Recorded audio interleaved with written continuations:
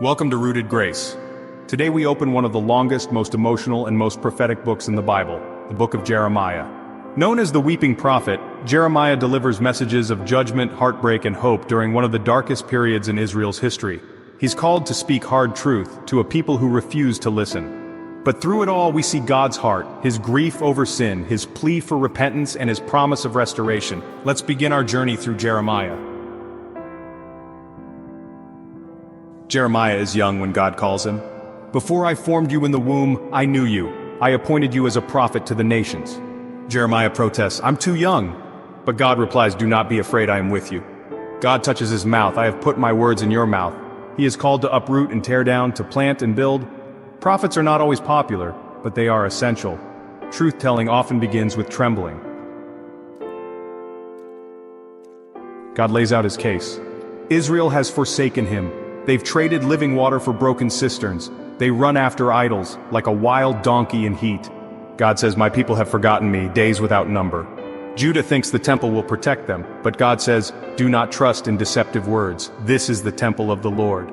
He calls for justice, repentance, sincerity. Religion without righteousness is worthless. Judgment is coming from the north, Babylon. But God's warnings are filled with grief, not hatred.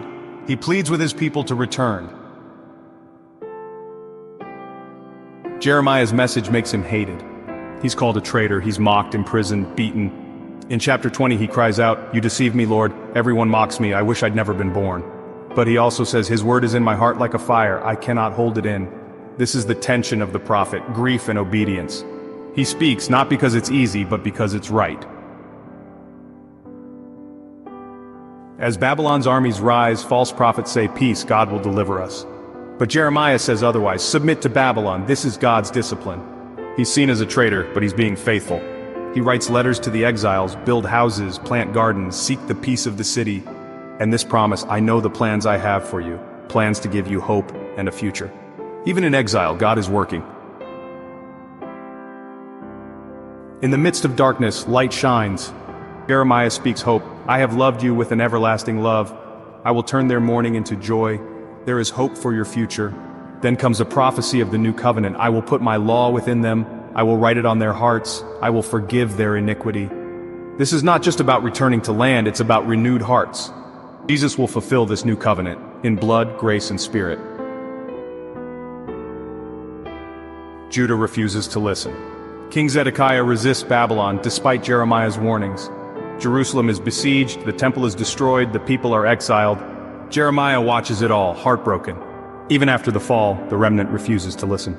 They flee to Egypt, taking Jeremiah with them. Even there, they keep chasing idols. The prophet obeys, but dies in obscurity. You know, sometimes faithfulness looks like failure, but God sees it differently. Jeremiah doesn't only speak to Judah. He declares judgment on Egypt, Moab, Ammon, Edom, Damascus, and Babylon itself. God holds every nation accountable.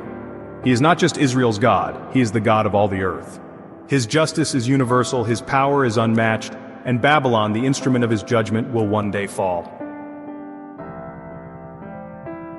So, the book comes to a close with the fall of Jerusalem. It's a somber moment, really.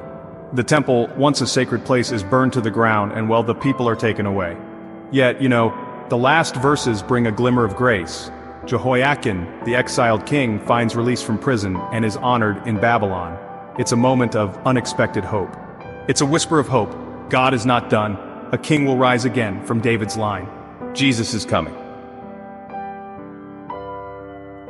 Jeremiah teaches us, faithfulness is not always popular. God grieves over sin. His warnings are invitations to return. Hope can survive exile, and the new covenant is written on the heart.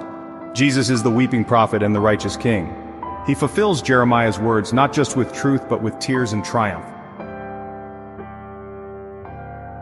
Thank you for joining us for Jeremiah. Subscribe, share, and return for Lamentations, where sorrow becomes a sacred song of faith. Stay rooted, stay faithful, and stay in His